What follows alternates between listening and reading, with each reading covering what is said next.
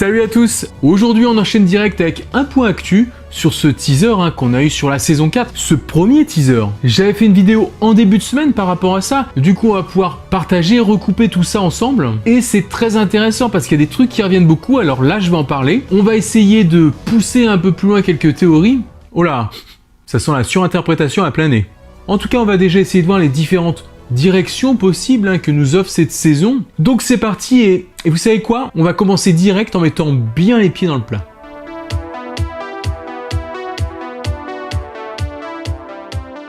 Pour commencer, il faut bien parler de ça, essayer de le comprendre. Voilà ce qu'on retrouve sur le Netflix français, version PC et smartphone, j'ai pas vérifié les autres supports, lorsqu'on s'aventure sur la page Stranger Things. Et vu que la saison 3 vient de se finir il y a pas longtemps, il y a quand même de quoi surprendre. Une nouvelle saison arrive bientôt, et point d'exclamation à la fin, histoire de bien enfoncer le clou. Voilà, donc ce message est apparu à la suite de l'annonce officielle de la saison 4. Alors est-ce que ça veut dire que les Frères de Fer ont réalisé un exploit après cette saison 3 qui a mis pas loin de 2 ans à être produite? Plusieurs théories là-dessus. Déjà, on le sait, certains pensent à une histoire de voyage dans le temps avec cette saison 4. Oui, cette théorie existe. Perso, je suis pas un grand défenseur de cette dernière, car je trouve déjà l'univers suffisamment riche pour aller en plus dans cette nouvelle direction. Mais voilà, c'est une possibilité, j'en parle parce qu'elle pourrait bien être avérée avec le temps. Et dans ce cas, j'aurais quand même beaucoup de plaisir à voir comment les Frères de Fer tourneraient ça. Bref, sans aller dans les détails, si un retour dans le temps était possible, surtout qu'il y a une horloge omniprésente dans le teaser, donc une notion de temps qui passe, ça pourrait très bien servir à sauver des personnages morts par exemple. Bon, mais je dis ça vraiment au hasard. Alors comment ferait-il? Il reviendrait peut-être dans ces événements de la saison 3. Peut-être au moment où Suzy demande à Dustin de chanter, pour l'arrêter direct et lui demander ce qui deviendra le code du coffre. Hopper et Joyce font tout péter tranquille, éventuellement Billy ne meurt pas non plus, remarque qu'il a quand même ingéré des produits toxiques. Bref voilà, je plaisante mais on peut très bien les voir interférer à n'importe quel moment crucial.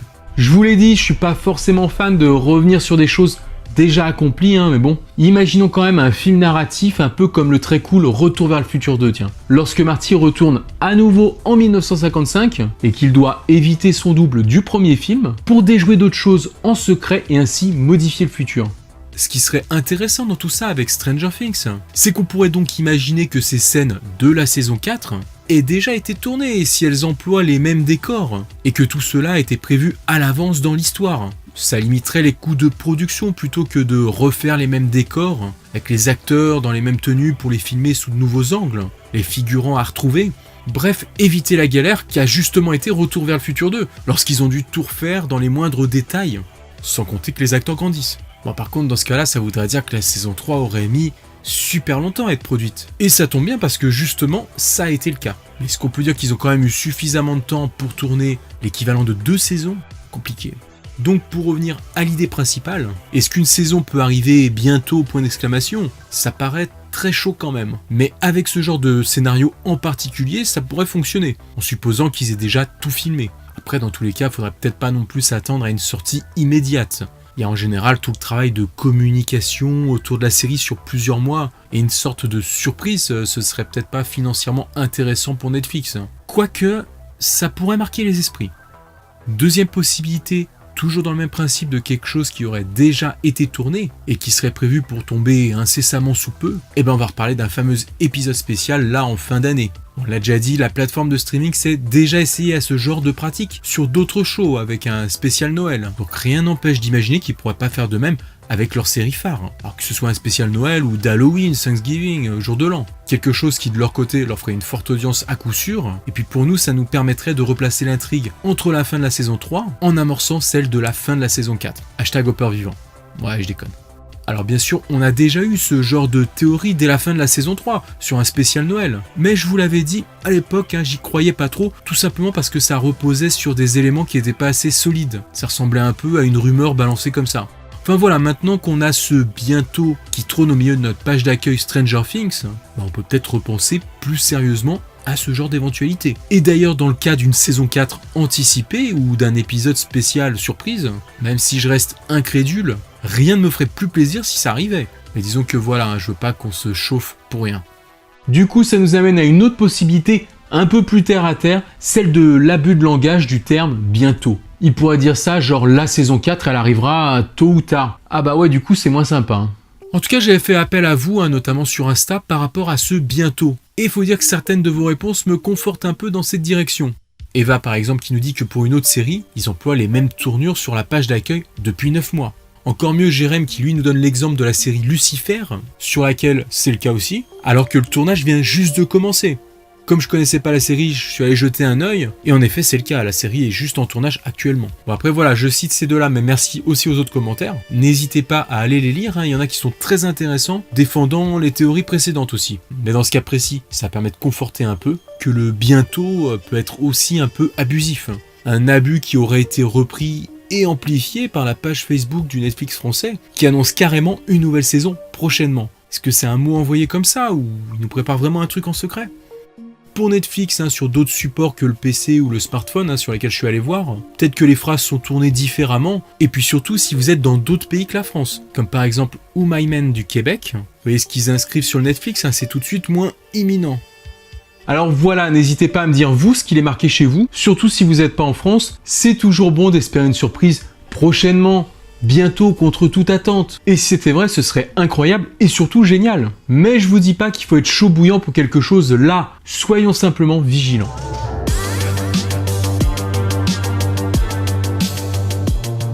Alors là, voilà, on arrive sur le point qui a été le plus soulevé en commentaire de mon débrief de cette semaine.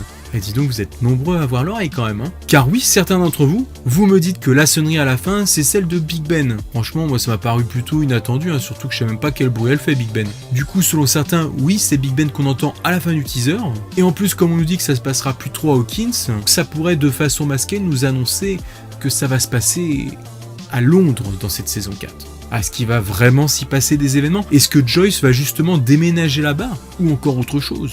Bon, ok, ce serait très surprenant là encore, mais pourquoi pas. Du coup, revenons quand même sur ce son de cloche qu'on entend en fin de teaser.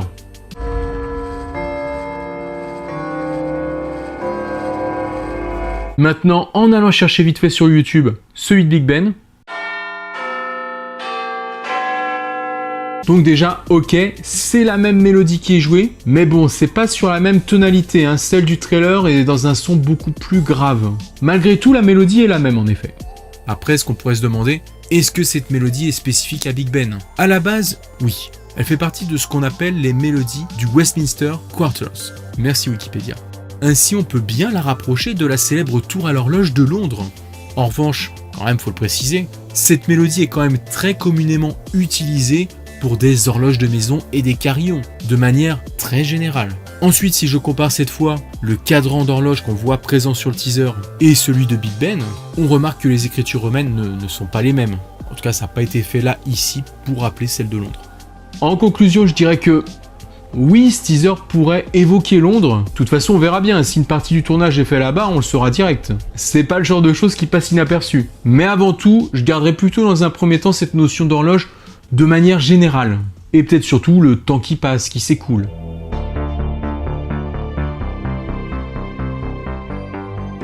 Un autre sujet sur lequel je voulais revenir beaucoup en détail, c'est celui de la lumière en fond et de l'Upside Down par lui-même. Déjà, pour ce qui est de la lumière, bon ouais, ok, parfois il y a de la lumière dans l'Upside Down. Mais bon, c'est pas quand même le même style de luminosité, ça a l'air un peu plus froid comme éclairage.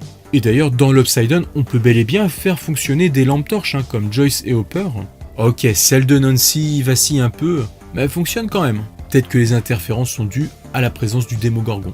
Après, la dernière fois, j'avais évoqué la présence de quelqu'un par rapport à cette lumière. Peut-être un espoir dans le néant de revoir Hopper. Et avec les théories sur Hopper, vous le savez, je serai jamais objectif, tant qu'on n'aura pas de corps ou une trace concrète de sa mort. Pourtant, il peut y avoir une autre explication dans ce teaser. Si le décor passe après quelques éclairs sur un fond très upside down, une plante grimpante qui envahit progressivement le mot Stranger Things 4, peut-être qu'on peut voir là que la ville d'Hawkins aussi va progressivement être envahie par l'upside down, dans notre monde, comme avec les tunnels dans la saison 2, des tunnels upside downiens on va dire, qui se trouvaient pourtant du côté de notre dimension. Ce qui expliquerait qu'une fois que dans le teaser le mot soit complètement corrompu, une cloche sonne, genre maintenant, ça y est, il est trop tard. Ce serait donc une course contre la montre. Dans ce cas-là, la lumière pourrait alors être un marqueur de notre monde vivant qui passe vers l'Upside Down. Voilà pourquoi elle s'éteindrait à la dernière seconde de l'image. Voilà, là. Parce que l'Upside-Down a complètement pris le dessus. Et ça expliquerait aussi pourquoi au début on peut presque voir un oiseau, histoire de nous montrer que c'est notre Hawkins dans notre dimension qui est en train de passer aux mains du Mind Flayer. Ah oui bon, ce teaser n'est là que pour appuyer l'annonce et ne va pas forcément révéler grand chose. Mais est-ce que ce n'est pas là justement aussi le sens de cette phrase ? Nous ne sommes plus Hawkins. Juste pour nous dire que maintenant nous sommes dans l'Upside-Down. Le vrai Hawkins de notre dimension a été débordé par les forces du mal. Ce qui mettrait en danger tous les personnages qui vivent encore d'ailleurs. Puis peut-être que ça a été teasé dès la fin de la saison 3, avec l'extrait de l'émission racoleuse qui décrit la ville comme un endroit maudit. Voilà, à ce stade très précoce, avec le peu d'indices qu'on a, à vous de choisir votre camp maintenant. Est-ce que Hawkins n'est pas sorti d'affaire finalement ? Ce qui va obliger des personnages à fuir ailleurs, peut-être à rejoindre Joyce, Will et Eleven. Perso, je préfère rester sur la symbolique de la lumière et de la lueur de vie d'Hopper peut-être, qui risquerait de s'éteindre à tout moment. D'ailleurs, vous avez été plusieurs à me dire qu'on pourrait voir une silhouette, et même à plusieurs endroits différents selon les personnes. J'ai pas forcément été convaincu, donc je vais pas le mettre ici. En tout cas, le temps est peut-être compté pour quelqu'un, pour les habitants d'Hawkins, ou pour notre monde tout entier.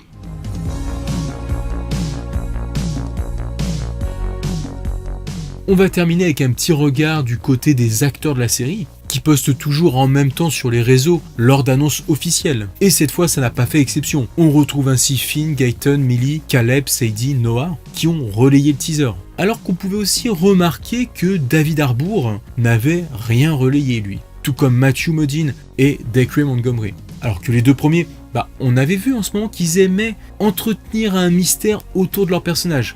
Alors toutefois, le fait qu'ils ne postent pas là sur ce teaser n'est pas révélateur de grand chose. Après tout, leur personnage est censé être mort. Et puis même David n'a jamais posté systématiquement les teasers et trailers.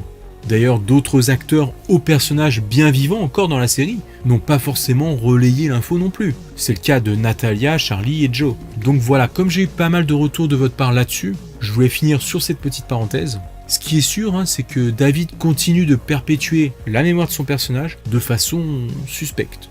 Après, on en conclura ce qu'on voudra. Voilà pour aujourd'hui, je suis pas revenu sur ce que représentait le nous dans la phrase, parce que là ça reste encore plus ouvert et sujet à interprétation. Est-ce qu'il concerne tout le monde, simplement Eleven et Will, ou bien carrément les créatures de l'Upside-Down et le Mind Flayer, qui auraient suivi la jeune fille et donc ne seraient plus à Hawkins?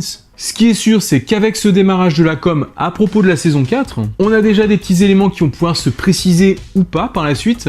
On finit comme d'hab avec vos collections que vous m'envoyez sur Insta pour ceux qui veulent partager la leur. Et puis je vous dis à bientôt. Ciao les amis.